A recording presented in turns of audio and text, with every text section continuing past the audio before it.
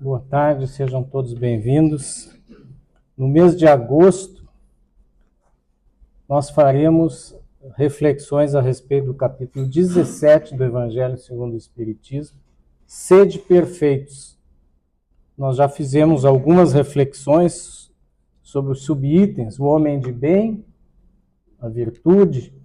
Então, hoje vamos retomar, começando pelo número 1 do capítulo 17, Sede perfeitos, que é caracteres da perfeição.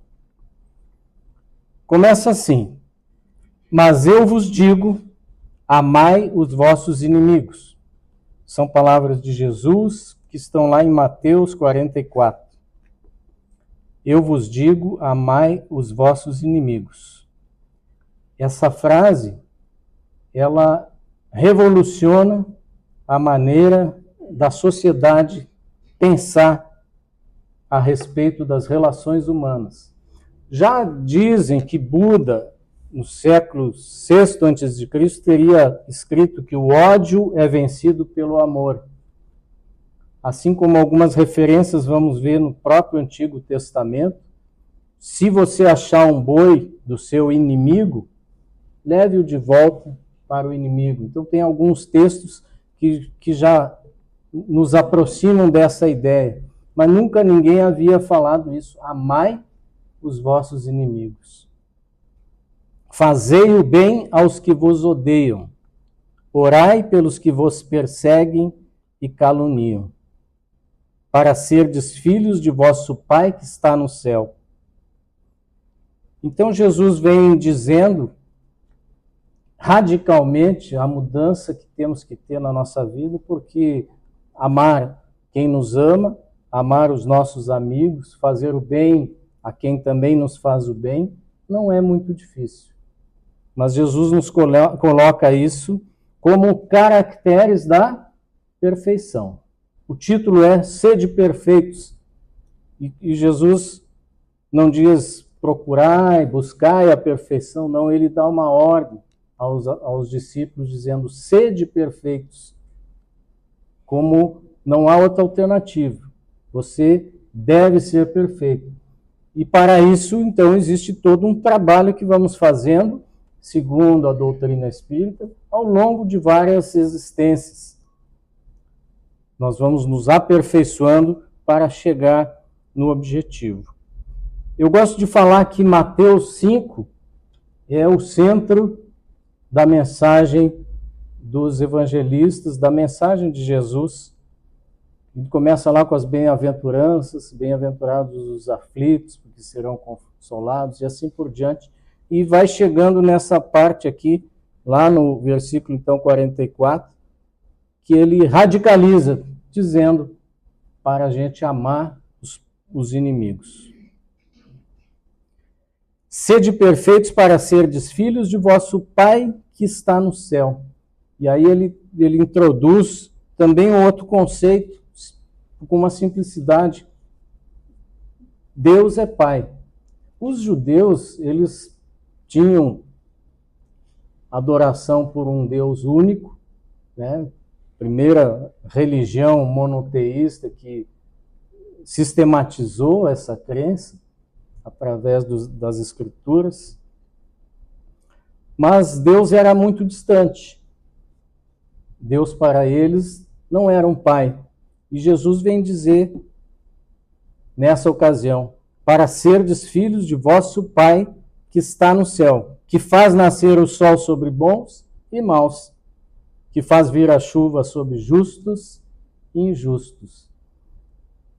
Ele diz que todos nós somos filhos de Deus e por isso podemos nos chamar de irmãos. Se temos o mesmo Pai, todos somos irmãos. E por mais que alguém tenha uma desavença, ou seja neste momento um inimigo, ele merece o nosso amor porque ele também é nosso irmão. E segundo a doutrina espírita explica, esse que hoje é o nosso inimigo, ontem foi nosso cônjuge, ontem foi nosso pai, nosso familiar, nosso amigo, talvez por nós traídos, talvez por algum motivo viemos nessa fase, nesta encarnação, com essa desavença. E hoje somos inimigos. Mas que amanhã voltaremos a ser irmãos. Dentro dessa concepção de que todos nós somos filhos do mesmo Pai. Sede perfeitos como o vosso Pai é perfeito. Deus é perfeito e está lá no Livro dos Espíritos a definição ou uma introdução do que seria Deus. Inteligência suprema. Se nós temos que ser perfeitos como Deus é perfeito, nós vamos ter que ser ter o máximo de inteligência e sabedoria. Causa primária de todas as coisas, e aí é só Deus, não há outra causa, mas soberanamente justo e bom. Então, basicamente, 3 atributos de Deus, né? A inteligência ou a sabedoria, a bondade suprema, soberana, e a justiça soberana. Para nós sermos perfeitos como o Pai, como Deus é perfeito, nós vamos ter que buscar esses três atributos. Então, a nossa meta deve ser a justiça, a bondade e a máxima inteligência, ou a sabedoria. Prossegue a explicação no Evangelho segundo o Espiritismo, nos dizendo que a essência da perfeição é a caridade. E aí aparece, então, até agora não estávamos falando da caridade, e ela aparece como sendo a essência da perfeição. Então, buscar a justiça, a bondade, a sabedoria, mas de que modo? Com qual ação, com qual atitude? Através da caridade, que muitos falam que é o amor em ação. A caridade não é ficar passivamente, né, esperando as coisas acontecerem, mas é ir ao encontro do irmão, ir ao encontro das oportunidades, enfim, agir. A caridade pressupõe atitude, pressupõe ação. E o Livro dos Espíritos, ele fala também da caridade. Na questão 886, há um questionamento do que seria a caridade, e aí aparecem 3 palavrinhas: benevolência para com todos, indulgência para as imperfeições e perdão das ofensas.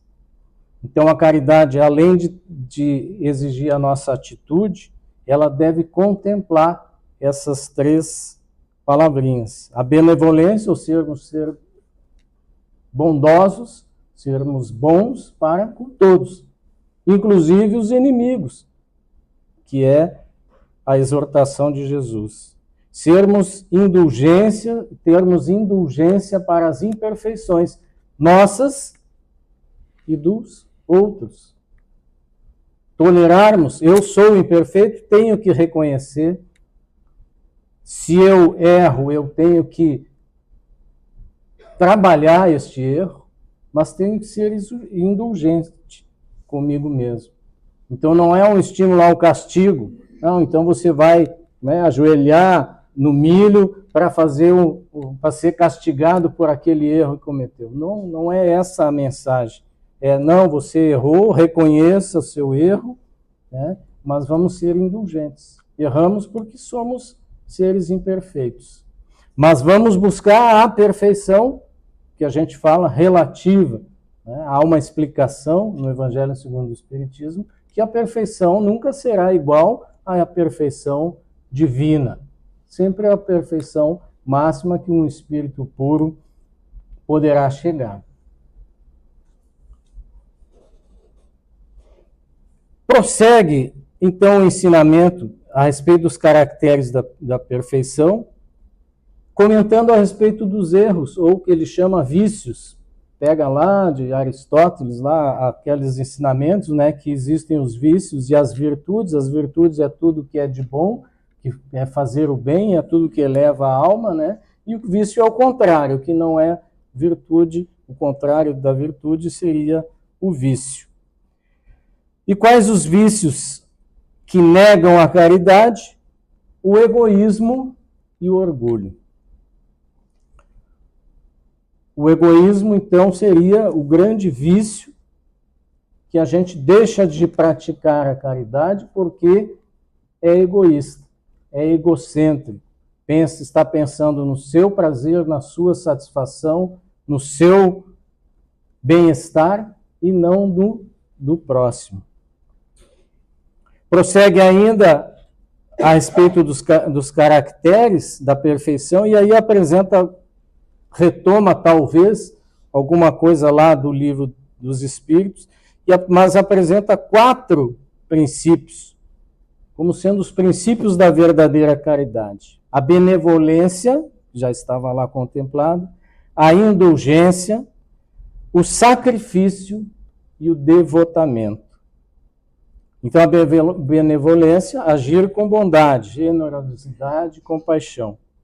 A indulgência também envolve a tolerância, a clemência, o perdão. E o sacrifício também é necessário? Segundo o ensinamento, sim. Eu tenho que sacrificar alguma coisa para poder amar, por exemplo, meu próprio inimigo. E o devotamento seria uma dedicação profunda, uma entrega generosa a uma causa, a um ideal, a uma pessoa, a um grupo. Então, 4 princípios da verdadeira caridade que nos apresentam: devotamento, sacrifício, indulgência, benevolência. O sacrifício poderá ser, como o de Jesus, até da própria vida. Este é um sacrifício muito grande, né? Sacrificar até a própria vida. Jesus o fez, sacrificando-se, como diz o evangelista, até a morte e morte de cruz. Mas não nos é pedido normalmente este sacrifício. O que nos é pedido não é morrer por uma causa, mas é basicamente viver por ela. Por isso estamos aqui. Morrer, se preciso for, quem sabe, né? Como fez Maurício, nosso mentor e guia, que se sacrificou pela sua causa. Mas não nos pede hoje, com certeza não é isso que nos é pedido no dia a dia, este sacrifício. No dia a dia nos é pedido viver pela causa, pelo ideal, pela humanidade.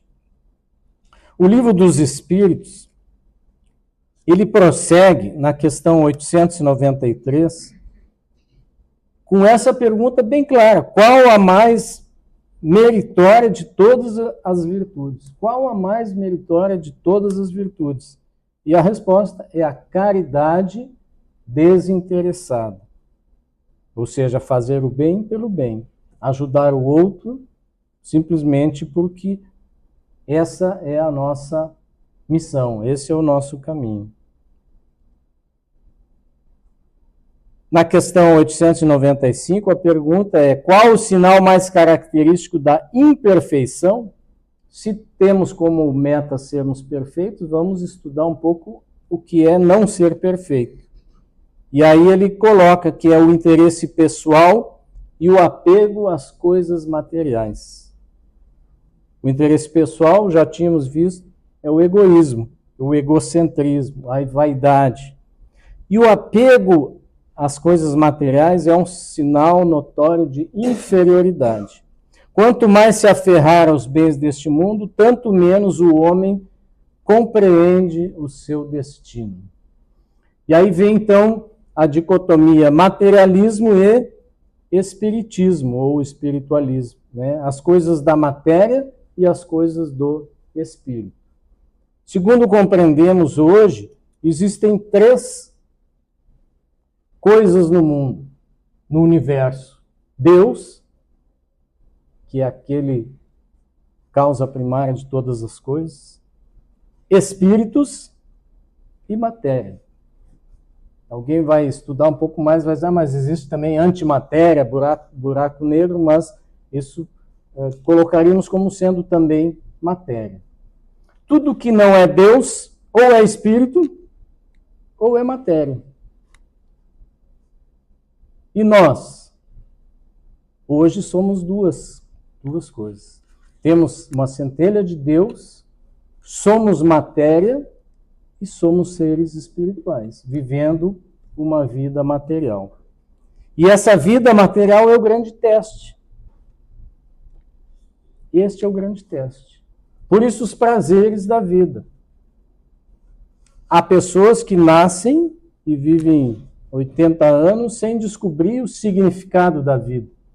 Ele foi levando, foi ganhando dinheiro, foi comprando coisas, foi tendo prazeres, os mais diversos, todos os que podia ter, tudo isso vinculado à matéria. Sem ele saber, sem perceber que esta matéria que lhe foi dada é uma prova para que ele consiga viver na matéria como um ser espiritual. Então, a explicação do livro dos Espíritos e também do Evangelho é que o afastamento da matéria é que nos torna melhores. Quando nós descobrirmos que a matéria está aí para que a gente aprenda a trabalhar com ela e materialmente viva com os irmãos, que tudo isso é meio para nós chegarmos à perfeição, que a perfeição ela é do Espírito. O que não significa que nós não devemos buscar as coisas materiais. Pelo contrário, está bem claro, questão 902, o Livro dos Espíritos. É reprovável buscar a riqueza quando nos anime o desejo de fazer o bem? E a resposta dos Espíritos é louvável tal sentimento quando puro. Dificilmente se busca as riquezas apenas para fazer o bem. Mas se fosse esse o sentimento, seria louvável. Deve ser desinteressado, não ocultar intuito de ordem pessoal e não priorizar fazer o bem a si mesmo, que é o egoísmo. Então, buscar as coisas materiais para que elas sejam distribuídas a todos os nossos irmãos é louvável. E essa é a missão de estarmos aqui no mundo material. Não poderíamos viver apenas no espírito. A própria doutrina espírita, ela condena um pouco essas atitudes de o ermitão que vive isolado, né? O monge lá em cima da montanha vive sozinho a vida dele. Pode ser que ele tenha realmente as suas virtudes e ele ajude com a sua prece, a sua oração, ajude a humanidade. Mas a doutrina espírita nos ensina que não é esse o caminho para todos. Pode até ser para um ou dois. A massa, nós estamos aqui para trabalhar na matéria. E o aprendizado justamente é esse. Tendo as coisas materiais, tendo os prazeres da vida, nós buscarmos o sentido da fraternidade nessas coisas materiais. Buscarmos o nosso sentido espiritual, trabalhando, vivendo, usando as coisas materiais. E contrapondo, então, o que não é a perfeição, a questão 913 vai perguntar a respeito dos erros, né? Dos vícios. Dentre os vícios, qual que se pode considerar radical? Essa é a pergunta. Né? O radical quer dizer a raiz de todos os males. E a resposta é simples: o egoísmo. Raiz de todos os males. O egoísmo, ele neutraliza todas as qualidades. A questão 914 prossegue dizendo, perguntando, né? Será possível extirpar o egoísmo do coração humano? E a resposta eu vou ler como está lá a frase: à medida que os homens se instruem acerca das coisas espirituais, menos valor dão às coisas materiais. Reformem as instituições humanas, e isso depende da educação. Veja que importantes conceitos na questão 914 do Livro dos Espíritos. Ele fala, à medida que os homens se instruem, quer dizer, os homens nasceram simples e ignorantes, e nós nesta encarnação nascemos bem ignorantes e fomos aprendendo coisas, nós fomos nos instruindo. Nós vamos aprendendo as coisas da matéria e as coisas do espírito.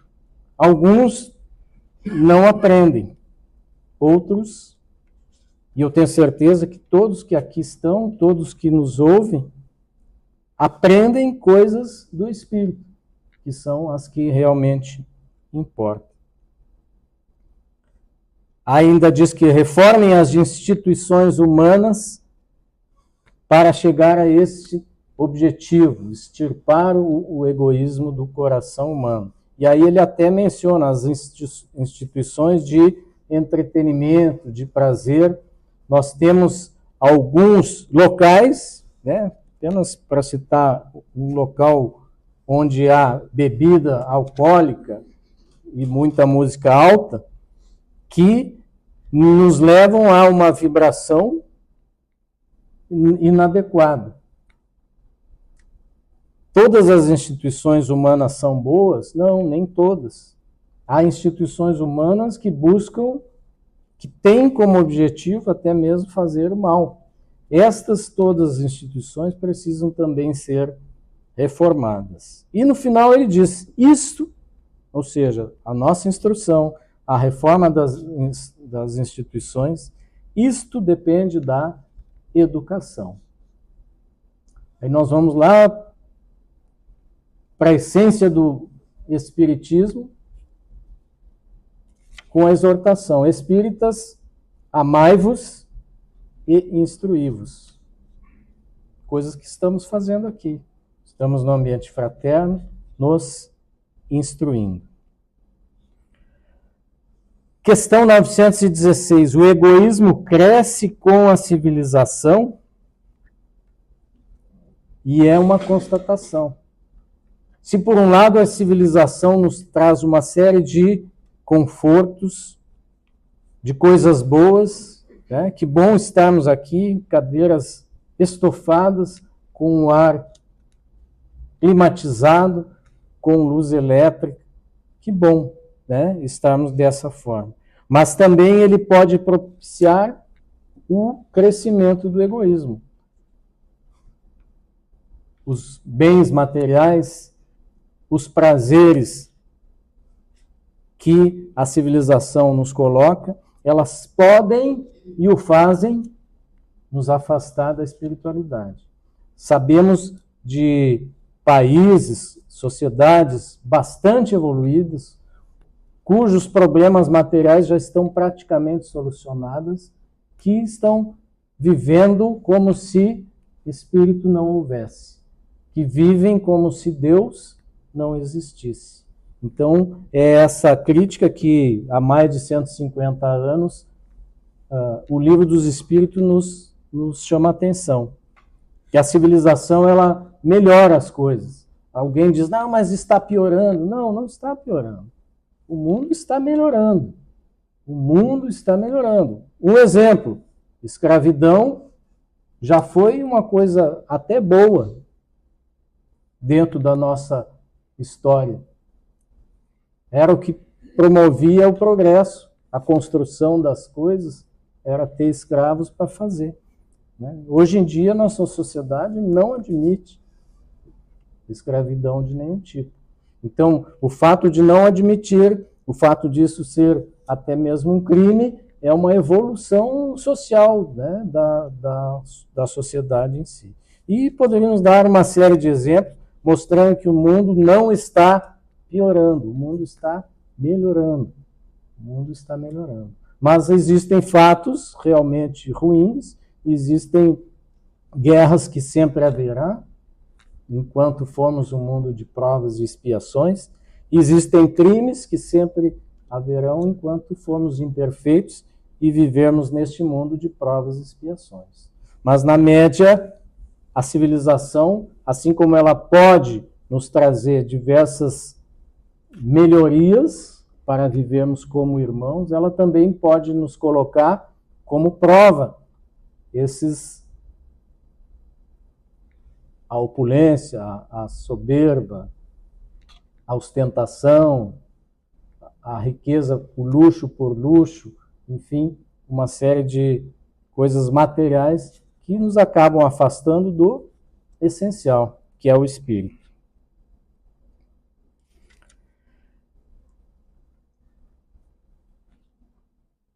Nessa questão 916, ele coloca que a abundância material pode levar a que não falte o indispensável a todos. Como eu falei, né, algumas sociedades, particularmente na Europa, a gente vê desenvolvidos, onde já não há muita miséria, né, o indispensável, a sobrevivência de todos é garantida. Mas somente os homens despojados do egoísmo poderão viver como irmãos. Que viver como irmãos é o reinado do bem, que os espíritos estão preparando.